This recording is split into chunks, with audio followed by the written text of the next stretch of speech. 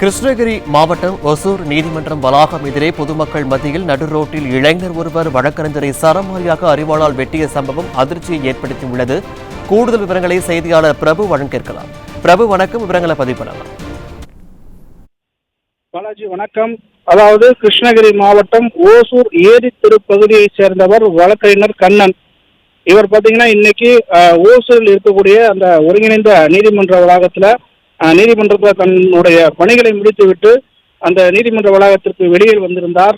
அப்பொழுது அவருக்காக காத்திருந்த கிருஷ்ணகிரி மாவட்டம் ஓசூர் அடுத்து உள்ள சூளகிரி பகுதியை சேர்ந்த ஆனந்த், வயது 38. அந்த ஆனந்த் என்ற நபர் வந்து பாத்தீங்கன்னா அவருடைய வருகைக்காக காத்திருந்து பின்பு அவர் வெளியே வந்தவுடனே அவர் அருகில் சென்று திடீரென ஆனந்த் தன் கையில் மறைத்து வைத்திருந்த அந்த அரிவாளால் அந்த வழக்கறிஞர் கண்ணனை மிக கொடூரமான முறையில் தாக்கத் தொடங்கினார்.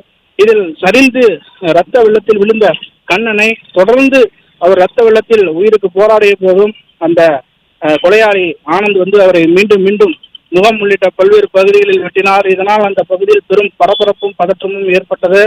அங்கிருந்து உடனடியாக ஆனந்த் தப்பிச் செல்ல அருகில் இருந்தவர்கள் வழக்கறிஞர் கண்ணனை உடனடியாக மருத்துவமனைக்கு அனுப்பி வைத்தனர். ஆனால் மருத்துவமனைக்கு செல்லும் நிலையிலேயே வழக்கறிஞர் கண்ணன் உயிரிழந்ததாக தெரிகிறது. இதனுடைய கொலையாளி ஆனந்த் அதே நீதிமன்றத்தில் வளாகத்தில் இருக்கக்கூடிய JM2 என்ற நீதிமன்ற வளாகத்தில் தன் அந்த கொலைக்கு பயன்படுத்தியுடைய அந்த அரிவாள் அந்த இரத்த கரைகளுடன் வந்து நீதிமன்றத்தில் ஆஜராயிருக்காரு. இந்த சம்பவம் பார்த்தீங்கன்னா மிகப்பெரிய பதற்றத்தை இந்த பகுதியில் ஏற்படுத்தி இருக்கிறது. ஒரு வழக்கு, அதாவது நீதியை நிலைநாட்டக்கூடிய ஒரு வழக்கறிஞருக்கு இது போன்ற ஒரு சம்பவம், ஒரு பாதுகாப்பற்ற சூழல், இந்த சம்பவம் வந்து அந்த பகுதியில் பெரிய பதற்றத்தை ஏற்படுத்தியது.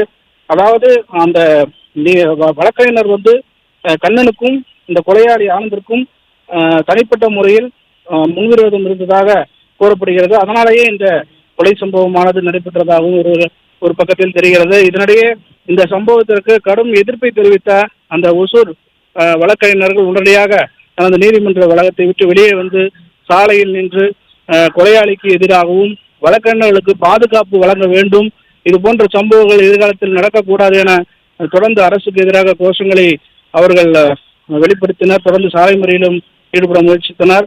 இந்த கொலை சம்பவம் இங்கே மிகப்பெரிய ஒரு பரபரப்பை ஏற்படுத்தியுள்ளது. இது மட்டுமல்ல, ஓசூர் பகுதியில் தொடர்ந்து இது போன்ற கொலை சம்பவங்கள் அரங்கேறி வருகிறது. காவல்துறை செயல்படுகிறதா என்ற கேள்வி கூட எழுந்துள்ளது. பாலாஜி, விவரங்களுக்கு நன்றி பிரபு.